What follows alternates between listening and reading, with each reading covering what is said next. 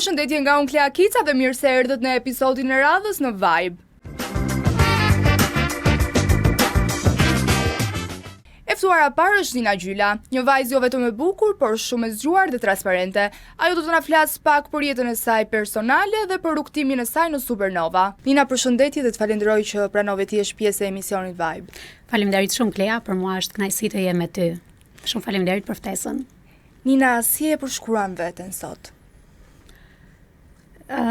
Si gjithmonë, për gjithë ata që më njohin, një vajzë dinamike, një vajzë që punon shumë, një vajzë që e thot atë që mendon, një vajzë që ka luftuar shumë për të qenë e lirë dhe që mos të ndikohet dhe ta thot gjithmonë atë që mendon, duke përfshirë gjitha padrejtësitë që na bën rëndom në jetën e përditshme, në të gjitha aspektet dhe fushat e jetës.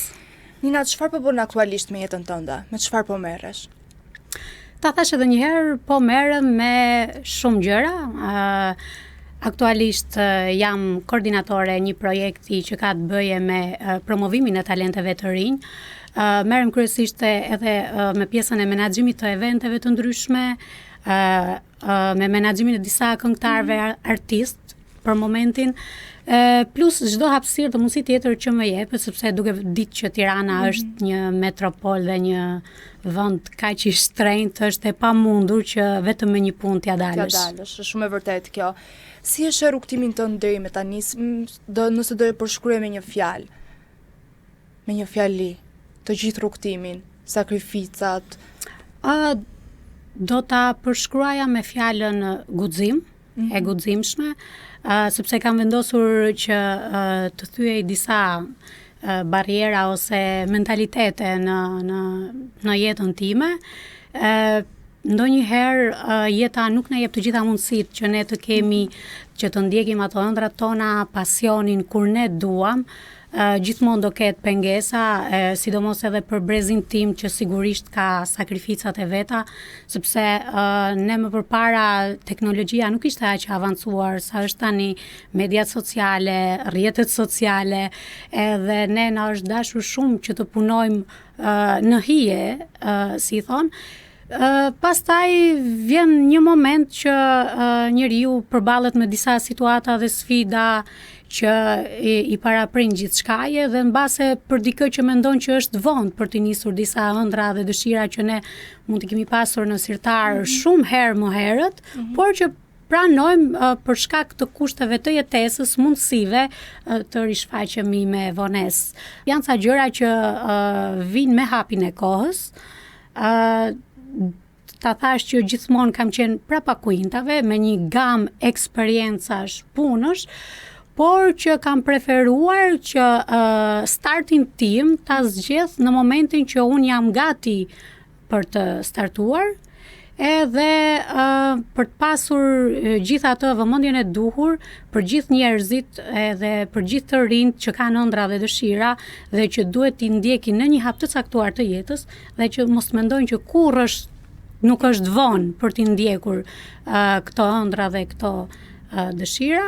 Dhe unë mendoj që po, tani është momenti i duhur në veten time që duhet të startoj, pse jo? Përmende pak më parë sakrificat dhe vështirësitë. Sa sakrifica dhe vështirësi ka pasur rrugtimi yt? Shumë. Unë mendoj që jo vetëm unë, po në përgjithësi të gjithë të rinjt që jetojmë këtu në Shqipërinë tonë të vockël, që mundësitë janë aq të mëdha, por aq të vogla për të pasur atë guximin dhe iniciativën për t'ja nisur. Unë mendoj që, siç e thash, brezi im ka pasur ato sakrificat e veta, se ne jemi një brez që kemi punuar, ja kemi dalë vetë, edhe për të nisur një universitet, ndoshta edhe për shkak të mundësive familjare, ne është dashur që të punojmë për ta mbaruar atë universitet dhe duke lënë mbrapa dhe shumë gjëra të tjera që mbase sot shumë të tjerë kanë mundësi të realizojnë në kushte shumë të lehta. Për shembull, në brezin tim ne nuk njihnim kuptimin në shkollën e mesme telefoni, nuk na lejohej telefoni. shkolla, mësime, kurse, edhe duhet t'ja dilje vetë për çdo gjë, duhet punoje vetë, ndryshe nga shumë stresat të tjera. Absolutisht, duhet i merrje të gjitha përgjegjësitë vetë. Kështu që ka çdo brez edhe çdo moshë e caktuar ka të vështirësitë e veta. Të kemi parë në Supernova. Po. Çfarë të kujton ky rrugtim? Supernova ishte një eksperiencë për mua shumë sfiduese. Ishte një eksperiencë shumë e bukur, kishte ato vështirësitë e veta, por nga Supernova nxorra shumë mësime dhe konkluzione, më bëri të reflektoj në shumë situata, për mënyrën se si funksionon televizioni, për disiplinën, për punën e palotshme, për rregullat, për gjithçka. Sa përqind njohe nga Nina? Çfarë të mësoj Supernova? Supernova, e thash edhe një herë, ishte një sfidë më vete, duke qenë se unë e kam theksuar edhe e ritheksoj që Supernova ishte një sfidë me veten time, por nuk ishte pasioni im për të qenë pjesë e modelingut, tashmë e kam thënë hapur edhe në intervista.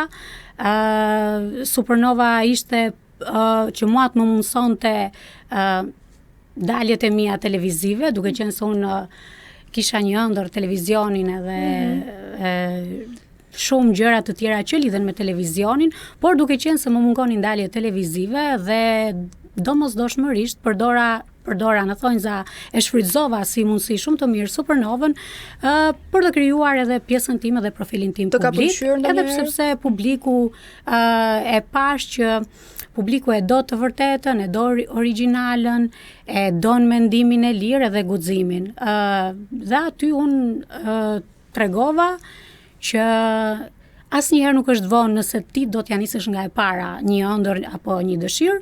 Mora një feedback shumë të mirë nga publiku, e përqafuan personazhin tim dhe sigurisht që synimi im ishte një ndër 3 çmimet që jepeshin te Supernova dhe kisha synuar shumë të isha pjesë e Big Brotherit, siç dihet, aty jepeshin 3 çmime, një për Bigun, një që do fitonte një vajzë Supernova dhe një vajzë tjetër që do ishte moderatore në televizionin ku unë isha. Dhe unë gjithmonë synoja të isha te çmimi i Big Brotherit. Pra nuk e synoja modelingun. E shikon veten në Big Brother? E shikoj. Mendoj që kam një potencial të duhur për të qenë pjesë e Big Brother, për të treguar gjithë vështirësitë, për ta thënë atë që mendon pa frikë, për të qenë një njeri i lirshëm, spontan, i vërtet, edhe për t'i treguar edhe pjesës tjetër të publikut që ka edhe vajza të thjeshta në përditshmëri që të çohen orën 6 të mëngjesit, që bëhen gati që shkojnë në punë, që mezi presin të kthehen në shtëpi, që të bëjnë edhe një punë tjetër, që ja dalin pa pasur nevojë të kenë disa gjëra gati ndryshe siç po funksionon rëndom, edhe për të treguar edhe gjithë përvojën dhe eksperiencën, edhe formimin, edhe gjithçka tjetër. Pse jo, domethënë mos ketë edhe vajza që mbase nuk kanë një famë të caktuar në televizion, sepse ta thash edhe një herë, teknologjia ka përparuar shumë, media sociale, ti sot bëhesh virale edhe me një budallik të vockël, me një video TikToku shkon virale edhe ty t'jepen pastaj shumë benefite. Ndërkohë që ka vajza të tjera që ka një diplom, 2 diploma, që i kanë aty në sirtar dhe që bëjnë një punë nga ora 8 e mëngjesit deri në 4 pasdite dhe që nuk janë të kënaqur edhe me rrogën që bëjnë, por që janë sa vajza që kanë dëshirë të ndjekin ëndrat dhe pasionet e tyre. Askush nuk ka të drejtë që ti ndaloj apo ti pengoj këto ëndra dhe dëshira. Mundësisht televizioni duhet të jetë ai ekrani i vogël që duhet të japi mundësi dhe hapësira çdo të riu, të reje që ka një ëndër dhe një dëshirë në bazë të formimit, të eksperiencës, të bagazhit, të gjithçka që ka për treguar në televizion. Në Supernova kishte rivalitet? Edhe kush ka qenë rivalja më e madhe? Nuk dua, unë jam koshiente që çdo kompeticion sigurisht që ka garë, sigurisht që ka rivale, ka shumë dëshirë për të qenë aty e para dhe në qendër të vëmendjes. Unë nuk dua ta kujtoj në fakt Supernovën për pjesën që normalisht ta thash edhe një herë që ka rivalitete nëpërmjet gocave, por unë kisha vetëm atë synimin tim për të arritur atë që doja unë të arrija. Besoj që unë sigurisht që tek Supernova isha kryefjala në 8 prajme që unë isha, por sigurisht ta thash, unë duke qenë se nuk isha tek pjesa e modelingut, nuk e pretendoja. S'ka pëlqyer asnjëherë modelingu? Jo, nuk më ka pëlqyer. Ta thash edhe një herë që ndonjëherë jeta na përball me disa situata dhe sfida dhe ti rritesh ndryshe, je mësuar me një rutinë të caktuar. Edhe kështu që unë duke qenë se kam qenë gjithmonë kundra zhveshjes. Gjithmonë kam menduar që zhveshja nuk është një civilizim, edhe një ndër arsyet që unë nuk do isha bërë kurrë modele, jo se kam ndonjë kompleks të caktuar, por kundrazi, sepse në ditët e sotme modelingu nuk ka të bëjë më, nuk lidhet me profesionalizëm në kuptimin e modeles profesioniste, pra që të jetë gjatë, skini, dhe dobët tani sot ti mund të jesh thjesht për imazh, mund të kesh atë eksperiencën e duhur që ti nuk mjafton ndonjëherë të jesh vetëm e bukur dhe të bësh sfilata, por ta tregosh veten tënde në 360 në të gjitha dimensionet. Mendon se është e drejtë kjo pjesa modelingut ashtu siç e the, se sot nuk mjafton vetëm të kesh një trup të bukur, elegante, siç i ka kriteret e një misi. Pikërisht unë një ndër arsyet që unë nuk e shifja veten aty është sepse unë shikoja ca gjëra tek vetja që nuk kishin të bënin me një modele profesioniste.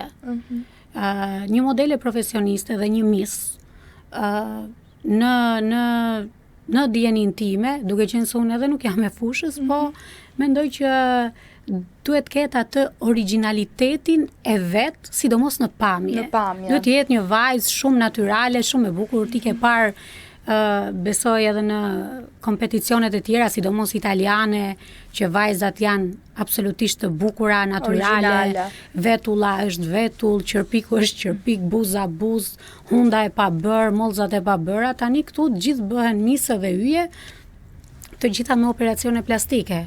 Gjoksin e ka fake, buzën e ka fake, dhëmbët i ka fake, vetullën e ka fake, hundën e ka të bërë, më fal, po edhe mbase të më falin, po edhe një gjë shumë e shëmtuar me kaq ndërhyrje do jetë një super yll. Kështu që mund ta thash, nuk e kam synuar kurrë modelingun, jo që nuk jam një vajzë e bukur. Ti je yll bote, ti je shumë vajzë e bukur. Faleminderit. Por i paragjykon, domethënë këto që bëhen ndryshojnë totalisht. Ja ta them unë, nuk i paragjykoj, secili dhe secila ka jetën e vet, sepse edhe meshkujt sot po bëjnë ndërhyrje, botox e gjëra. Okej, un jam me asaj që njeriu të duket bukur, të duket i kuruar, por nuk jam për, domethënë, një vajzë që është natyrale, e bukur, dhe një vajzë tjetër që është e bërë, nëse do ishin në një garë, sigurisht mund ta merrte ajo që ishte e bërë. Dhe fatkeqësisht kjo gjë nuk më pëlqen, është një padrejtësi e madhe. Dikush ka zgjedhur të jetë origjinale siç e ka bërë nëna vet, me kurime dhe gjëra të vogla. Mirëmbajtje, dikush ka zgjedhur që këto mollza ti nxjerri këtu, buzët aty. Po. E ke parasysh, para kolpi mbrapa kolpi, dhe pastaj vjen një moment që nuk mendojnë as për anën shëndetësore dhe efektet që mund të kenë më vonë. Dhe vjen një moment që shkojnë pastaj dhe i shkrinë. Domethënë, nuk e di, mbase kanë lek për të harxuar. Lek kanë, përderisa i bëjnë, kanë lek. Sigurisht, por koha ka treguar që të gjithë të vajzat që janë 200 milion % të bëra, nuk kanë pasur ndonjëherë ndonjë karrierë të caktuar, ose ndonjë punë të caktuar, ose ndonjë shkollë të caktuar. Po ku i kanë marrë lekët? Ne po shohim që vajzat kemi të vajza nëpër ekrane që janë të paarsimuara, të pa diplomuara. Thjesht kanë pasur mikun shokun edhe këto ndërhyrjet, ekspozimi sigurisht rëndom, kështu që bëhet moderatore. Bëhet moderatore. Të çuditshme. ndryshe nga ti që je një vajzë shumë e bukur. Dhe që ke zgjedhur të ish me këmbë në tokë dhe të ndjekësh ëndrat dhe pasionet e tua Dhe profesionin. pa Njëkohësisht diskutim. studioj Dhe përgatitari. profesion. Bravo. Do doja shumë të dija se çfarë nga zgjedhjet që ke bërë deri më tani do doja ta ndryshoje. Nuk jam penduar për zgjedhjet që kam bërë në jetën time, në të gjitha aspektet, por ndoshta kam pengje gjëra që si kam bërë, nuk kam pengje për gjërat që jam penduar. Kam pengje gjëra që nuk janë bërë. Cilat janë ato? Një nga pengjet, për gjithë ata që më njohin, duke filluar që nga shkolla mesme, e din që unë kam pasur një talent muzikën dhe që kam pasur një zë shumë të bukur. Që nuk e ke ndjek të ëndër dhe lind pyetja pse? Ne themi kur kishim talentin nuk kishim mundësit, dhe tani që kemi mundësit, na është ngjirur zëri. Nikon talenti. Asnjëherë nuk është vonë, nëse dikur në një kohë caktuar do më duhej ta bëj, sigurisht që do ta bëj për qejfin tim, jo ndoshta për karrierë apo për të synuar diçka tjetër, por thjesht për qejfin tim, për ta shijuar vetë, për ta realizuar atë ëndër që unë nuk realizova dot kur isha e vogël, për shkak edhe të mundësive dhe ne vim edhe nga qytete të vogla që janë edhe paragjikuese, edhe ndonjëherë mundësit janë shumë të vogla. Dhe ti duhet të ndjekësh me patjetër shkollën, me patjetër duhet të ndjekësh atë që tjerët vendosin në fakt për ty. Edhe jo atë që ti do doje të bëje. Sepse sigurisht është efekti moshës edhe ti ca gjëra nuk je gati ti bësh. Pa mbështetjen e dikujt. Pa mbështetjen e sigurisht. Nina, ti shpesh të kemi parë një rrjete sociale që publikon, reagon për situata të ndryshme. A ke menduar ndonjëherë të ikësh nga vëmendja publike? Nga rrjetet sociale? Unë në fakt nuk kam dashur domosdoshmërisht të jem në kuptimin për vëmendje apo për ndonjë gjë të caktuar në rrjetet sociale, edhe për vetë faktin se unë nuk është se kam një produkt apo diçka timën aktualisht dhe që ta përdor në favor të followersve apo ku e di unë, por shpeshherë unë reagoj për çdo padrejtësi dhe për çdo gjë që bëhet në këtë vend, e ngrej zërin me aq sa mundsi kam, por kam vënë re që kam shumë njerëz në fakt që më mbështesin, që më duan, edhe që shpesh më kërkojnë që të jem aty në qendër të vëmendjes, por mendoj që ndonjëherë mjafton më shumë prezenca në një kauzë të caktuar apo në një situatë të caktuar se sa kjo pjesa thjesht për të shkuar diku, për të bërë një foto, një video dhe për të treguar që ja unë jam këtu dhe jam kundër kësaj padrejtësie apo super fare, në temën që doja të prekja. Po. Për kauzat që po ndodhin në Shqipëri. Protesta. Kemi parë dhe personazhe publike që e kanë mbështetur, nuk e di se sa të sinqert janë apo e bëjnë thjesht për vëmendje dhe për të marrë ato followersat dhe mbështetjen e ndjeksave. Si e shikon ti këtë? Në fakt ke shumë të drejtë. Unë kam edhe shumë miq edhe njerëz që janë influencer, edhe që i kanë përdorur 1 minutë përpara kanë përdorur të shesin një reklam, një produkt apo një shërbim, edhe pastaj ka shkuar në protest, sigurisht kjo edhe ndikon në shikueshmëri dhe në rritjen e followersve, por prap janë në të drejtën e tyre ta bëjnë këtë gjë.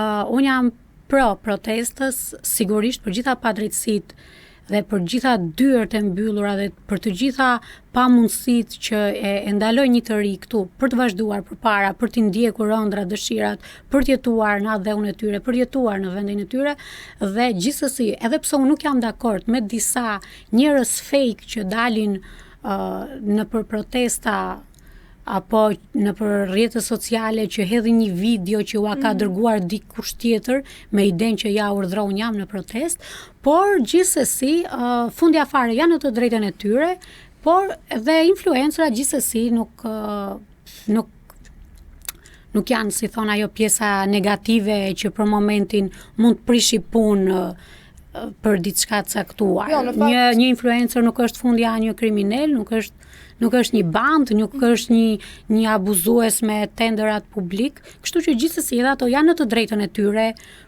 për t'i bërë ato që bëjnë, pavarësisht se unë nuk jam dakord sepse shumica prej tyre janë fake. Shumica e përdorin gjithë audiencën që kanë për një gjë të caktuar dhe ka influencera që kanë dalë ditën e parë dhe s'kan dalë më. Ndryshe në rastin konkret timi që unë kam qenë çdo ditë aty prezente dhe unë nuk është se kam qenë prezente vetëm në këtë protest, unë kam qenë gjithmonë prezente në çdo kauzë. Pavarësisht, ta thash edhe një herë, mbase një person që ka një famë të caktuar më të madhe se unë, një herë që del mund të bie në sy ndoshta më shumë se unë. Po unë mendoj që prezenca ka shumë herë rëndësi aty në shesh, se sa një video në TikTok apo në rrjetet sociale.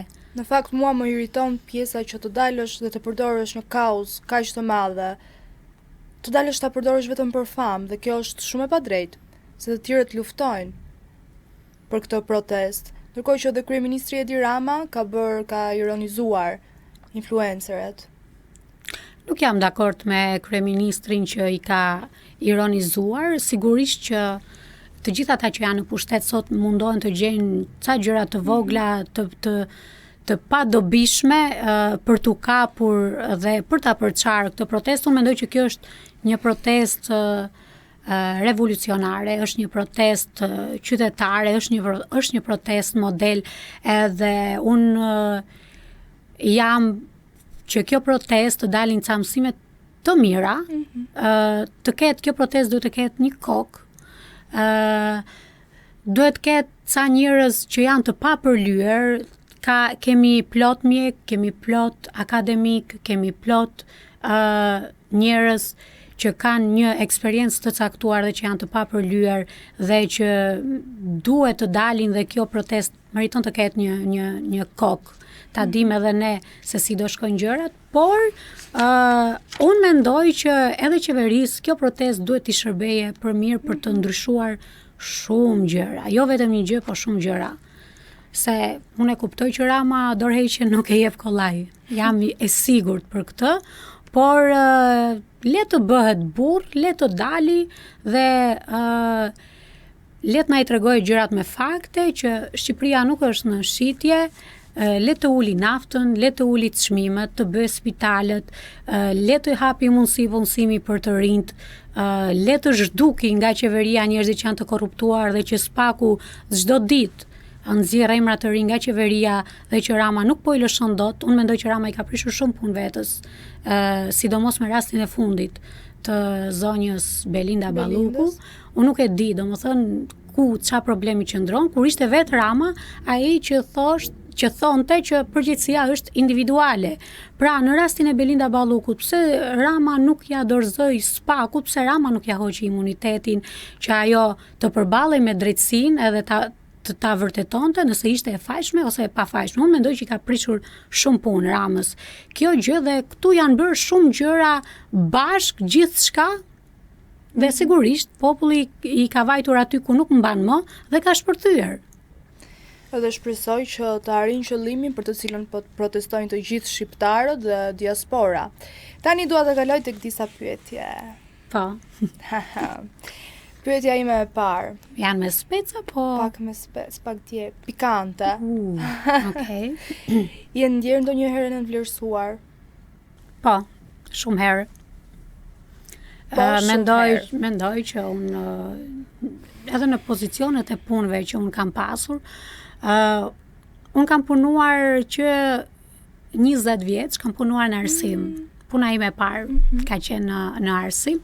Edhe mendoj që nuk jam vlerësuar ashtu siç unë e kam merituar dhe pamundësia për ta ngritur zërin në instanca të caktuara, mbase ka ardhur dikush tjetër i pamerituar, dikush më ka zënë vendin e punës, dikush tjetër ka ardhur me mik, dikush tjetër ka paguar lekë dhe sigurisht shpesh herë jam ndjer e nënvlerësuar në aspektin e punës.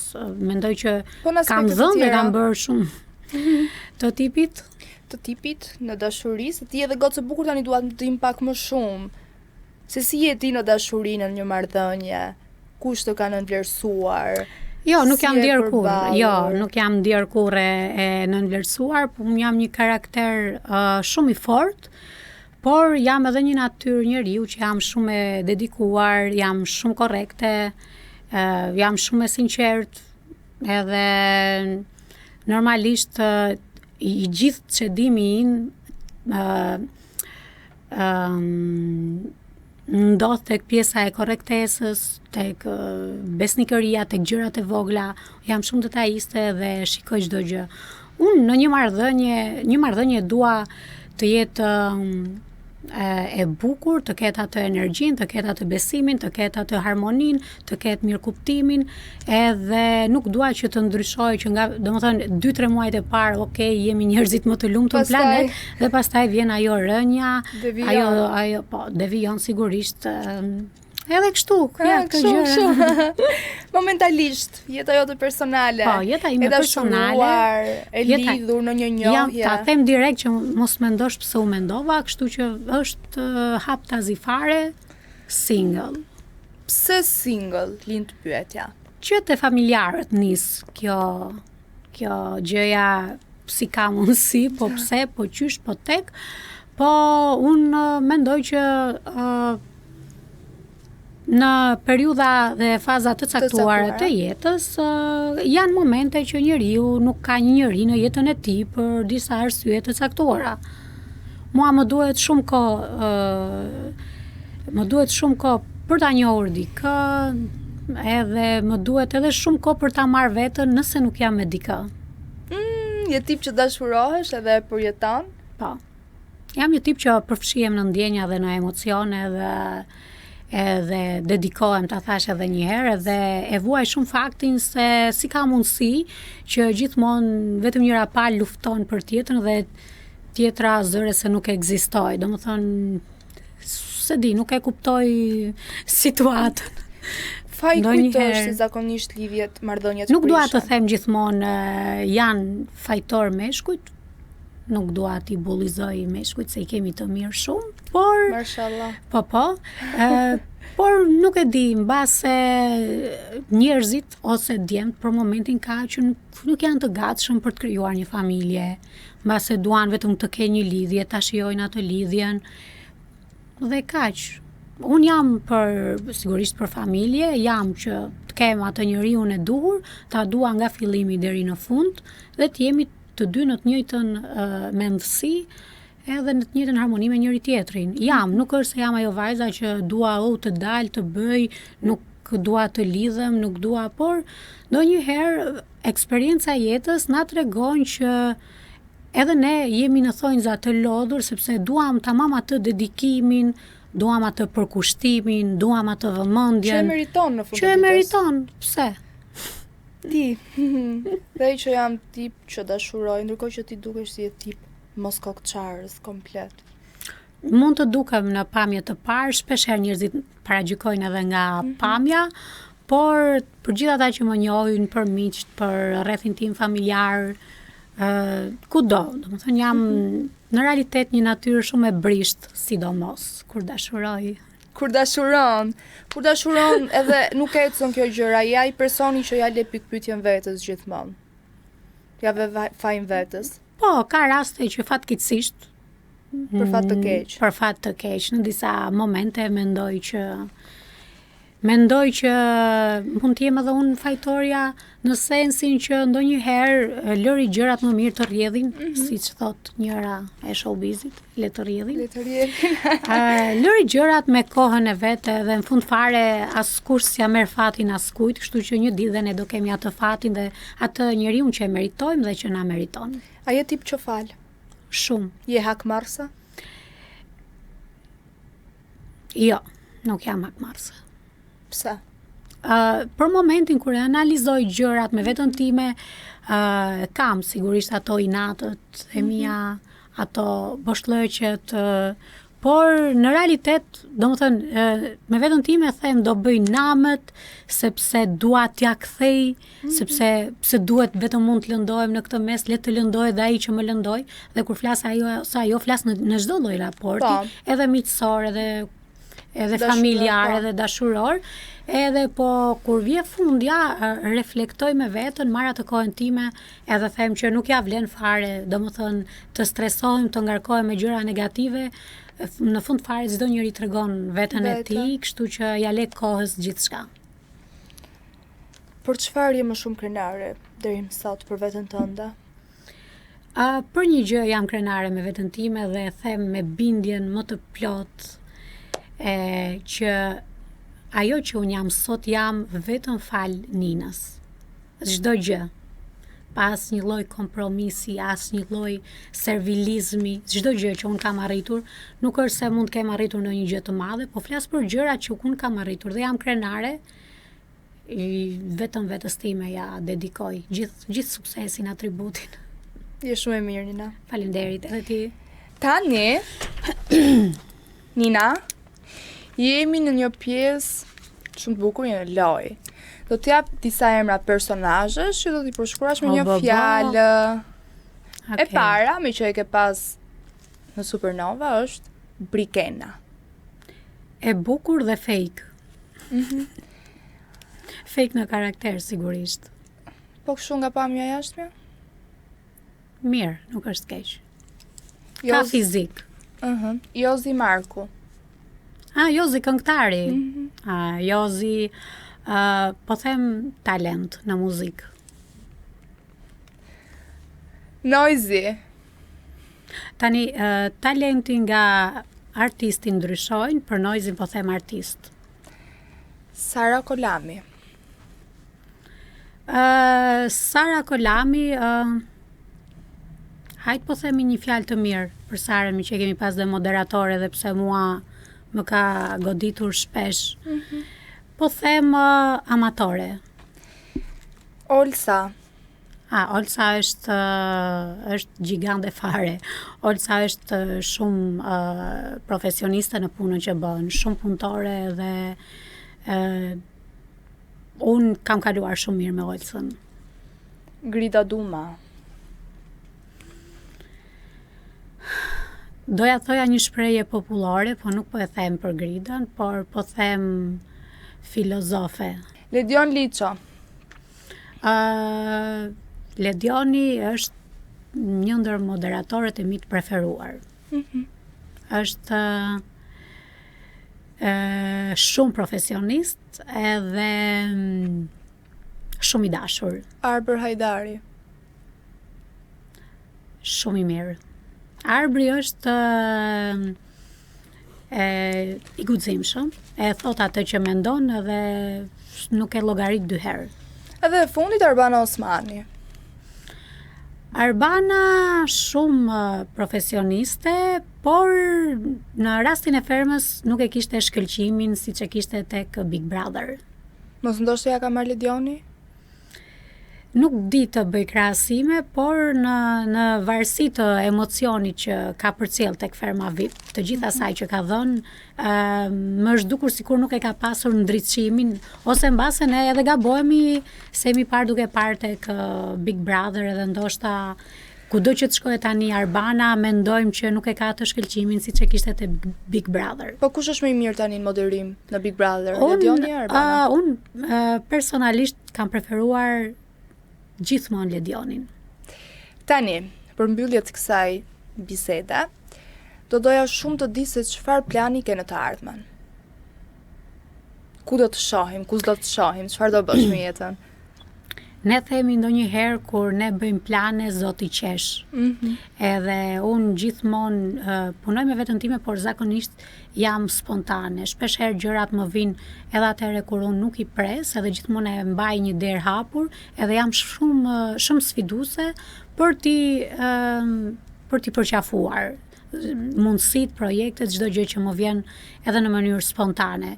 Aktualisht po merrem me disa gjëra të mia që nuk dua t'i bëj për momentin publike, pra dua të punoj siç punoj gjithmonë atje mbrapa kuintave në heshtje, që në momentin edhe në kohën e caktuar ta thash edhe një herë, mbase do kem atë shkëlqimin tim. Nina, të falenderoj shumë dhe të uroj shumë sukses. Shpresojmë të të shikojmë sa më lart edhe të mbështesim, se jem në të vërtet një vajzë për të mbështetur. Dhe shumë sukses edhe një herë. Shumë faleminderit, ishte një kënaqësi shumë e veçantë të isha me ty, edhe të falenderoj dhe pa çfarë edhe ti suksese. Faleminderit.